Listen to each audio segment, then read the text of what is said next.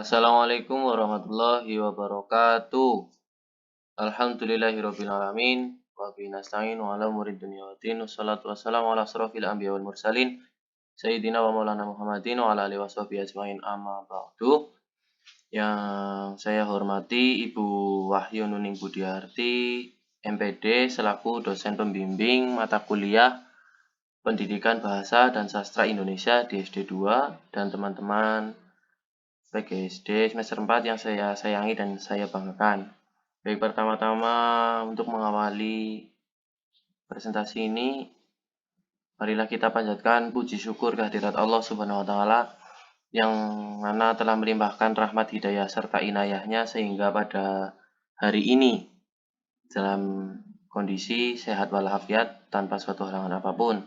Salawat serta salam tak lupa selalu tercurah kepada junjungan kita Nabi Agung Muhammad Sallallahu Alaihi Wasallam yang selalu kita nantikan syafaatnya di yaumul qiyamah nanti. Amin Allahumma amin.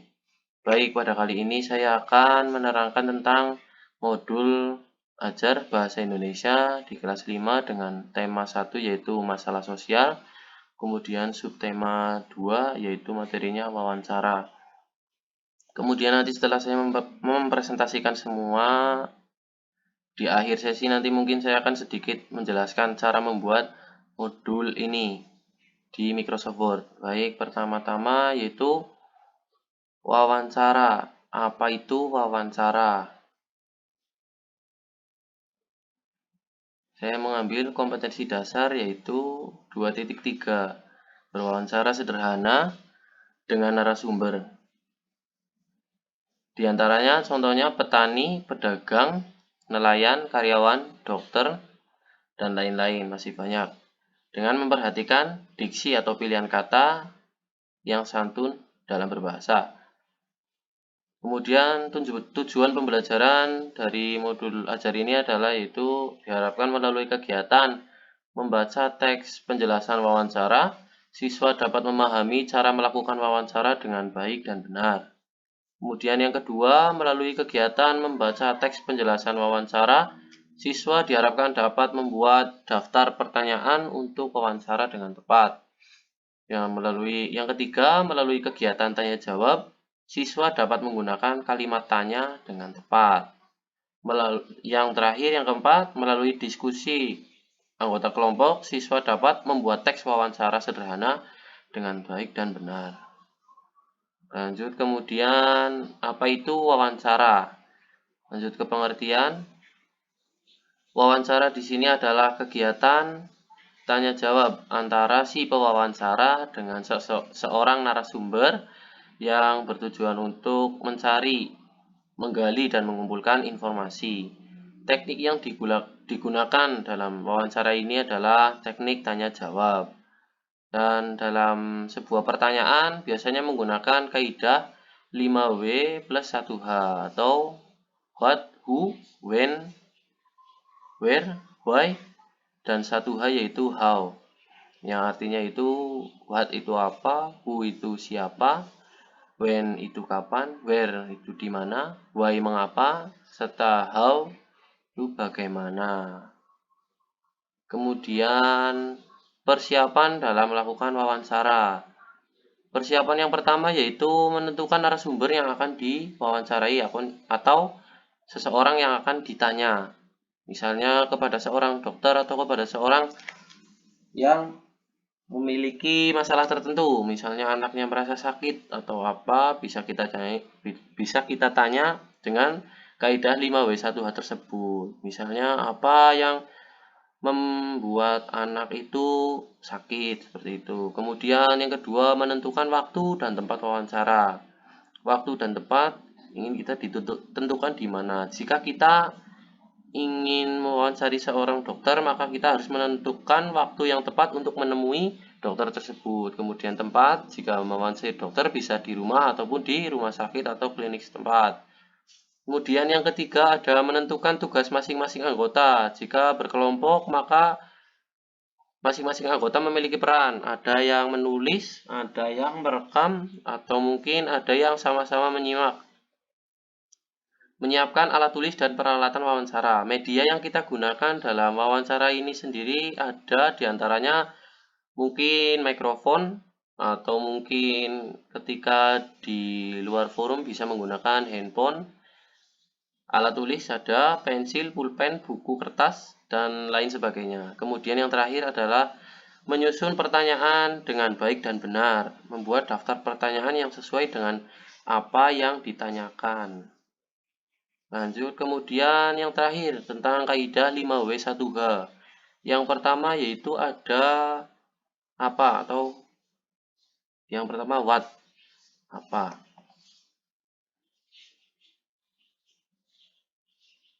Kata tanya apa sendiri ini digunakan untuk menanyakan suatu keadaan atau perbuatan. Biasanya jawabannya berupa pengertian atau sebuah penjelasan. Contohnya, apa yang dilakukan Bapak saat anak sedang sakit? Berarti ini menanyai kepada orang-orang umum. Maka jawabannya adalah sebuah penjelasan. Bisa saja apa yang dilakukan Bapak saat anak sedang sakit, maka bisa langsung dijawab dengan maka akan diberikan obat ataupun langsung dibawa ke rumah sakit. Jadi jawabannya adalah sebuah penjelasan. Kemudian ketika kata tanya di mana atau where, biasanya digunakan untuk menanyakan sebuah tempat atau menanyakan waktu, juga bisa sama dengan kapan. Misalnya dengan contoh, di mana Bapak bekerja? Misalnya di rumah sakit, jawabannya adalah sebuah tempat atau lokasi. Kemudian kata tanya kapan, ini pun sama, menanyakan waktu. Kapan? Kata tanya kapan ini digunakan untuk menanyakan kapan peristiwa itu terjadi. Misalnya, kapan anak Bapak mengalami sakit? Misalnya jawabannya adalah dari hari Senin atau baru mulai hari ini mengalami sakit. Jawabannya adalah waktu terjadinya sebuah peristiwa. Lanjut, kemudian yang keempat ada siapa, who. Kata tanya siapa digunakan untuk mengetahui informasi tentang pelaku, nama atau orang yang terlibat saat peristiwa tersebut terjadi. Contohnya, siapa yang merawat anak Bapak ketika berada di rumah sakit? Pasti jawabannya adalah dokter. Nah, jawabannya adalah sebuah nama orang yang melakukan aktivitas merawat.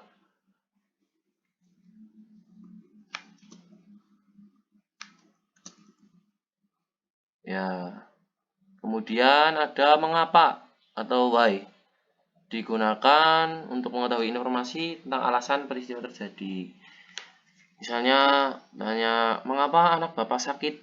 Misalnya sakitnya itu sakit tipes. Mengapa anak Bapak itu mengalami tipes? Jawabannya diawali dengan kata karena. Mesti jawabannya karena anak saya kemarin memakan makanan pedas atau telat makan atau sejenisnya. Tetapi jawabannya pasti diawali dengan kata karena. Kemudian yang terakhir ada bagaimana. Kata tanya bagaimana ini digunakan untuk mengetahui informasi tentang cara atau proses. Nah, digunakan untuk mengetahui informasi tentang cara atau proses. Contohnya yaitu bagaimana Bapak mengobati anak yang sedang sakit. Pasti dengan diberikan sebuah vitamin atau obat khusus. Jawabannya merupakan sebuah proses atau langkah-langkah dalam membawa anaknya ke dokter. Seperti itu. Mungkin itu saja cukup untuk presentasinya kali ini. Kemudian saya akan menjelaskan sedikit tentang cara membuat modul ajar bahasa Indonesia ini. Yang pertama, siapkan lembar. Kemudian dengan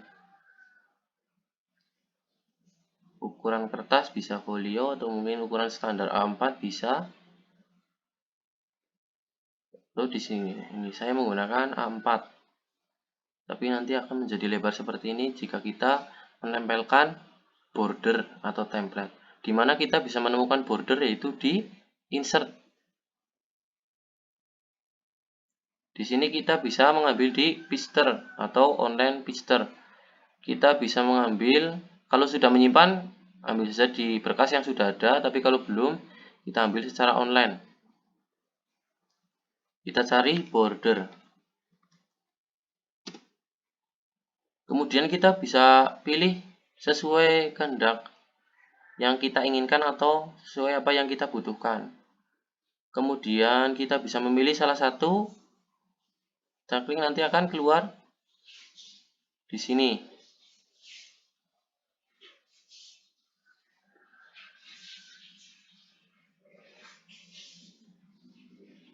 Mungkin dengan posisi yang belum tertata. Nah, ini kita bisa kecilkan, bisa kita lebih paskan lagi.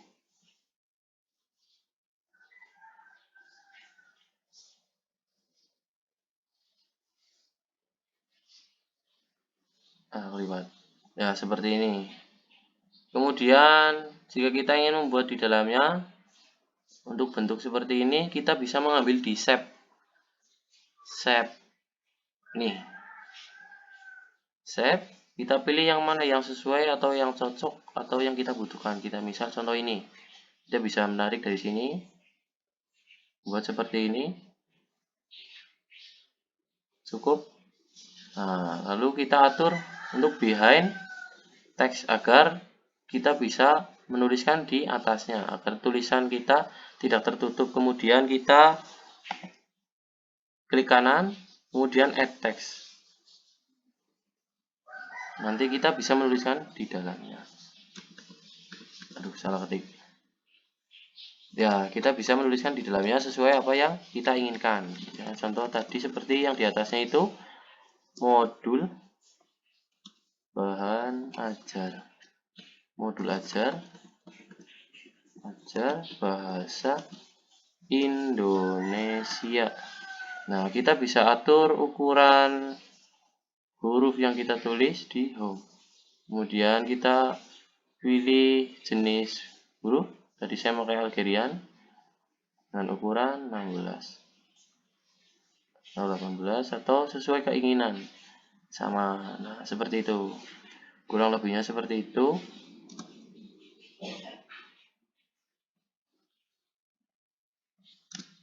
Kita melakukan hal yang sama di step berikutnya. Untuk gambar sendiri, kita bisa mengambil seperti tadi. Di insert, kemudian picture. Kita bisa mengambil anak sekolah.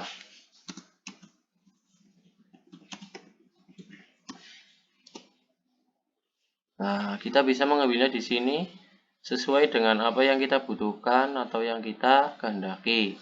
Kita bisa mengambil manapun. Seperti itu. Kemudian kita tempel seperti tadi pengaturannya. Kita atur behind text atau di belakang tulisan. Kemudian berikutnya masih sama. Kita membutuhkan shapes yang ini. Kemudian kita pilih sesuai dengan apa yang kita inginkan. Kemudian jadi seperti ini. Halaman pertama. Kemudian lanjut ke halaman ini sama. Ini hanya menggunakan border. Kemudian tengahnya kita bisa tulis apa yang kita inginkan.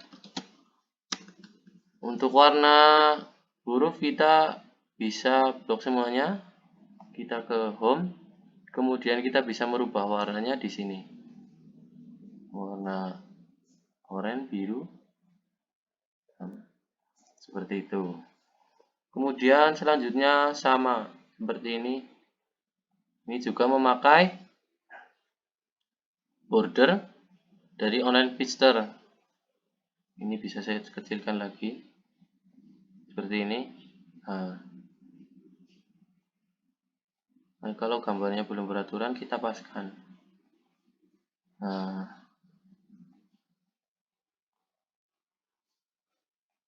Kita paskan. Nah, mungkin kurang lebihnya seperti itu.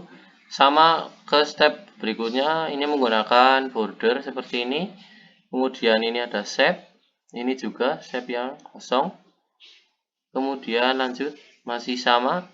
Ini juga menggunakan border. Ini menggunakan gambar yang tadi ambil dari online picture. Kemudian lanjut, masih sama. Seperti tadi, pertama menempel border. Kemudian shapes, menempelkan shapes ini. Kemudian jangan lupa mengatur ini behind text agar bisa ditulis. Kemudian kalau ingin menambahkan tulisan, klik kanan lalu add text, pasti ada. Kemudian nambahkan gambar seperti tadi di online pitster. Kemudian jika langsung ingin menulis bisa, tapi ini saya tambahkan shapes di sini. Yang kotak ini. Ya. Ulangi hal yang sama sampai selesai. Mungkin itu sedikit presentasi dan sedikit tutorial dari saya. Mohon maaf jika masih banyak kekeliruan dan kesalahan dalam sebuah penyampaian. Kurang lebihnya dari saya mohon maaf. Wallahul muwaffiq ila aqwamit thoriq. Wassalamualaikum warahmatullahi wabarakatuh.